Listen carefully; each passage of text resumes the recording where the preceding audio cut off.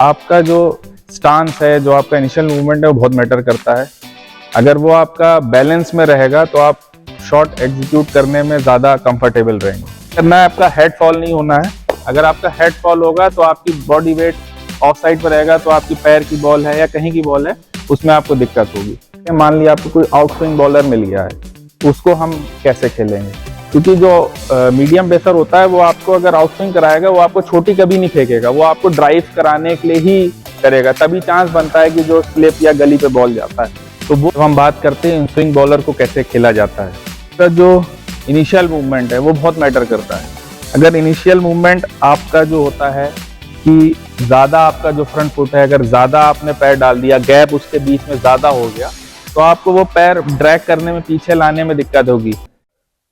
Hi everyone, welcome to the channel. I hope you all guys are well.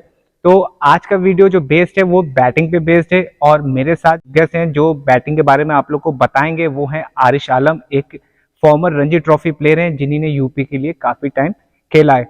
तो मैं आपको बता दूं मिस्टर आरिश आलम के बारे में कि वो एक NCA लेवल 1 सर्टिफाइड कोच भी हैं और इनके बारे में यूपी में कहा जाता है कि he is one of the best classical batsman that UP has ever produced.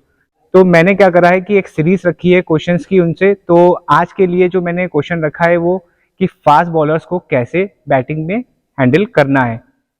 Hello everyone, आज हम जो बात कर रहे हैं कि फास्ट बॉलर्स को कैसे खेलना है, कैसे डोमिनेट करना है, तो उस पर आज हम बात करेंगे। तो सबसे पहले क्या है कि आपका जो स्टांस है, जो आपका इनिशियल मूवमेंट है, वो बहुत मैटर करता है। अगर वो आपका बैलेंस में रहेगा तो आप शॉट एग्जीक्यूट करने में ज़्यादा कंफर्टेबल रहेंगे। तो फास्ट बॉलर्स पे क्या रहता है कि टाइम आपको कम मिलता है। अगर क्विक बॉलर है तो आपको टाइम कम मिलेगा कि आपको कौन सा मूवमेंट करना है, कौन सा क्या करना है। उसमें क्या होता है कि आपको पता चलता नहीं, मूवमेंट होता नहीं है, तो आप सीधे हाथ से ही खेलने चले जाते हैं। तो उसके लिए सबसे इंपॉर्टेंट चीज़ है कि आप जब स्टांस लेते हैं और फिर जब बॉलर अपनी डिलीवरी स्ट्राइड में आ जाता है तो जो इनिशियल मूवमेंट होता है वो बहुत मैटर करता है। अगर वो इनिशियल मूवमेंट आपका बिल्कुल सही रहेगा कि कम रहेगा और वेट आपका फ्रंट फुट पे हल्का सा रहेगा, बॉडी वेट आपका सामने रहेगा, हेड सामने रहेगा, स्टिल रहेगा, तो आप एग्जीक्यूट ज़्यादा इजीली शॉट कर सकते हैं, लेट खेल सकते हैं। तो ये सबसे इंपॉर्टेंट चीज़ है कि आपका बैलेंस कितना इंपॉर्टेंट है। तो उसके लिए क्या करना है, आपका हेड फॉल नहीं होना है। अगर आपका हेड फॉल होगा तो आपकी बॉडी वेट ऑफ साइड पर रहेगा, तो आपकी पैर की बॉल है या कहीं की बॉल है उसमें आपको दिक्कत होगी। तो फास्ट बॉलर का क्या है कि जब बॉल जो है अच्छा स्विंग हो रहा है तो उसमें आप जितना लेट खेलेंगे आपके लिए उतना अच्छा है।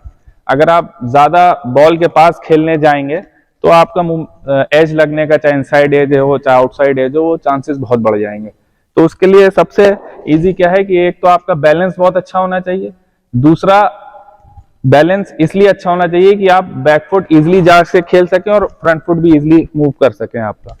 ये चीजें बहुत इंपॉर्टेंट है। और फास्ट बॉलर का ये है कि आप तेज ना मारने जाएं बहुत, क्योंकि अगर आप तेज मारने जाएंगे तो आपकी टाइमिंग में दिक्कत आएगी। आपको आप सिर्फ उसको टाइम करना है। आपको बॉल ऑलरेडी तेज आ ही रहा है तो उसको आपको बस टाइम करना है गैप में, तो बहुत इजिली आपको रन्स मिलेंगे। और जितना आप स्ट्राइक रोटेट करेंगे कि अपना आपने फील्डर देख लिया कि भाई किधर है, कि गैप देखा, आप पीछे गए, हल्का सा थर्ड मैन पे खेल दिया, हल्का सा फाइन लेग पे खेल दिया लेट खेल के, तो बॉलर इससे ज्यादा इरिटेट होता है। और उसी में बीच में एक आपको ऑड बाउंड्री मिल गई तो ये आपके लिए ओवर में कम से कम 7-8 रन आ गए तो बॉलर वैसे ही परेशान हो जाएगा। फिर वो अपनी लाइन लेंथ चेंज करता है। आप लूज बॉल के लिए तैयार हुई हो तो आपको इजिली रन बनाना आसान रहता है। अब हम चलिए बात करते हैं, मान लिया आपको कोई आउट स्विंग बॉलर मिल गया है, उसको हम कैसे खेलेंगे।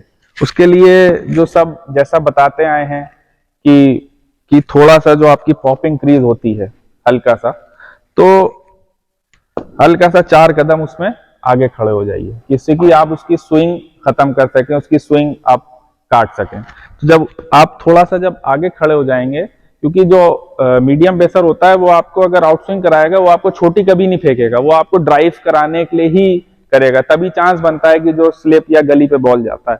तो वो चीज खत्म करने के लिए आप जो पॉपिंग क्रीज है आपकी, उसके 2 कदम या 3 कदम थोड़ा सा आगे खड़े हो जाइए, जिससे कि उसकी स्विंग खत्म हो जाए। तो बस आपकी बॉडी वही जैसे मैंने बताया कि बैलेंस रहेगी, सामने रहेगा, हेड पोजीशन बॉलर के सामने, फ्रंट फुट वेट आपका फ्रंट फुट पे, तो फिर आप इजीली उसको खेल सकेंगे।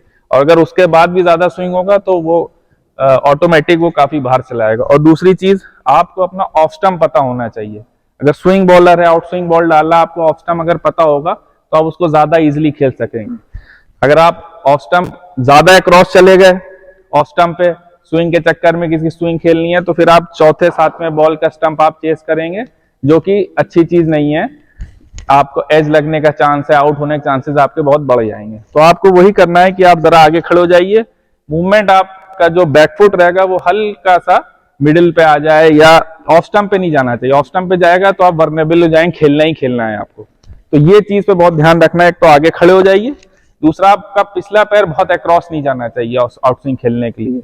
और जितना आप बैट अपनी बॉडी के पास रखेंगे आपके लिए उतना अच्छा होगा। जब आप पुश करने जाएंगे बॉल को तो आपके एज के चांसेस बहुत ज्यादा बढ़ जाएंगे। और माइंड में ये रखना है आपको, क्योंकि फास्ट बॉलर्स होते हैं, एक मिड ऑफ रखा है, पॉइंट रखा है, ये एरिया पूरा आपको छोड़ देते हैं कि आप ड्राइव करने जाएं बॉल। तो यही आपको अपने माइंड रखना है कि मुझे बिल्कुल मेरे रीच का बॉल होगा, मुझे वही ड्राइव करनी है या डिफेंस करनी है, बाकी मुझे बॉल छोड़ देनी है। जब आप ये करेंगे तो बॉलर भी परेशान होगा, फिर अपनी लाइन चेंज करेगा वो, फिर आप अपने बाद के स्ट्रोक्स खेल सकते हैं।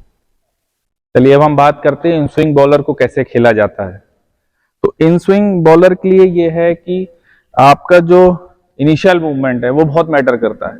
अगर इनिशियल मूवमेंट आपका जो होता है कि ज्यादा आपका जो फ्रंट फुट है, अगर ज्यादा आपने पैर डाल दिया, गैप उसके बीच में ज्यादा हो गया, तो आपको वो पैर ड्रैग करने में, पीछे लाने में दिक्कत होगी। इन स्विंग बॉलर के लिए ये है कि एक तो इनिशियल मूवमेंट आपका जितना कम रहेगा, सामने टो टुवर्ड्स मिड ऑफ की तरफ रहेगा और हेड आपका सामने रहेगा, तो आप बैट इजीली सामने ला सकते हो, आप बैलेंस में रहोगे और इन स्विंग खेलने में आपको बहुत आसानी रहेगी। अगर आप ज्यादा पैर डालोगे तो फिर पीछे लाने में दिक्कत होगी, बॉडी वेट आपका गिरने लगेगा, तो आप LBW के कैंडिडेट हो जाओगे या मिस करने लगोगे, शॉट आपकी कंट्रोल में नहीं रहेगी। और एक सबसे इंपॉर्टेंट चीज है कि जब भी आप इन स्विंग खेलें, कोशिश करें आपको बॉल मिड विकेट या मिड ऑन के बीच से खेलनी है, बैट सीधा लाना है, लास्ट में जाके आपको टिल्ट करना है। लोग प्लेयर्स क्या करते हैं कि वो बहुत फाइन खेलने चले जाते हैं, बॉल है ऑफ मिडिल का, लेकिन बट वो स्क्वायर लेग पे खेलने चले जाते हैं, तो उससे क्या होता है, बॉल मिस होने के चांसेस बहुत ज्यादा बढ़ जाते हैं, क्योंकि बैट का फेस पूरा नहीं मिलता है। और जब आप वही शॉट मिड ऑन और मिड विकेट के बीच में खेलेंगे तो आप पूरा फेस दे रहे हैं बैट का, तो वो चांसेस बहुत कम होंगे मिस करने के। और जहां तक ये फ्लिक शॉट है, ये शॉट अगर आपकी कंट्रोल में आ गई, ये ऑटोमेटिक आपने अच्छी हो जाएगी। तो हमेशा ध्यान रखें, या तो सामने रखें बैट, और अगर खेलना भी है शॉट तो मिड विकेट और मिड ऑन के बीच में खेलें। तो आई होप आप लोग को ये वीडियो बहुत पसंद आने वाली है। तो मैं कोशिश करूंगा कि ऐसे ही और भी आप लोग के लिए वीडियोस लेके आता रहूं, जिसमें टिप्स एंड ड्रिल्स के बारे में बातचीत हो, और ऐसे ही Ranji trophy players, India players के साथ इंटरव्यूज लेता रहूं, जिससे आप लोग को बहुत हेल्प मिलेगी, वो भी उन जगह पे जहां पर अच्छे कोचेस अवेलेबल नहीं है। तो जिन्हीं ने अभी तक के मेरे चैनल को सब्सक्राइब नहीं करा है, वो ज़रूर सब्सक्राइब कर दे और बेल आइकन को प्रेस कर दे। Thank you.